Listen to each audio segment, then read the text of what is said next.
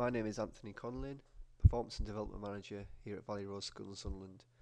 This is a short video to show some of the analysis, and this is the tracking grids early years.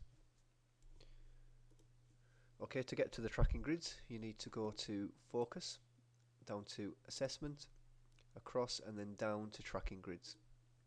You probably won't have many in that list, so you can probably scroll down quite easily to find the VR, the Valley Road ones. Alternatively, if you do have quite a lot, you might want to type VR in the box and hit the enter key or the search button, which will just show you the Valley Road ones. The one we actually want to look at is the first one, the Valley Road EY one, VR space EY. So this is the early years tracking grid. What we've got in here is down the left hand side we've got your different assessments. So this is your nursery entry row. This is your assessment 2, which will be your autumn term, your spring term, and then your exit, which is your summer term. And then into reception entry, scroll further down, reception autumn, reception spring, and reception summer.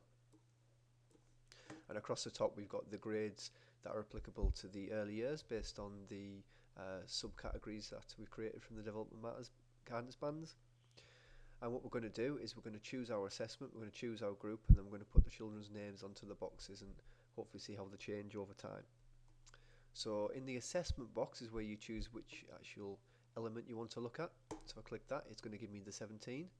So PSE making relationships, or literacy reading or writing, or maths number, or being imaginative, whatever you want. For now we'll just do making relationships. You choose your source group. So your source group here is probably nearly always going to be either your N1, your N2, or your reception class in National Curriculum Year. So to choose that, you need to click on the magnifying button.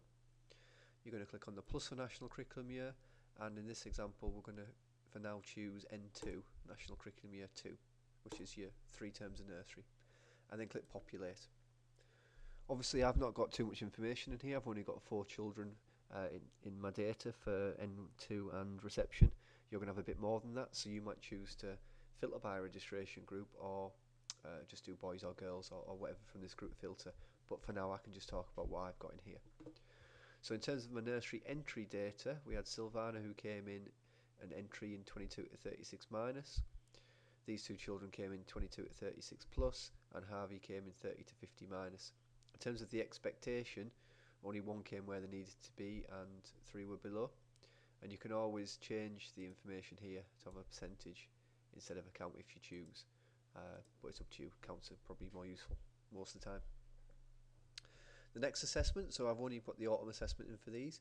We can see that now that Silvana in my data has jumped all the way from 22 to 36 minus and gone to 22 to 36 plus. Michael's actually remained the same.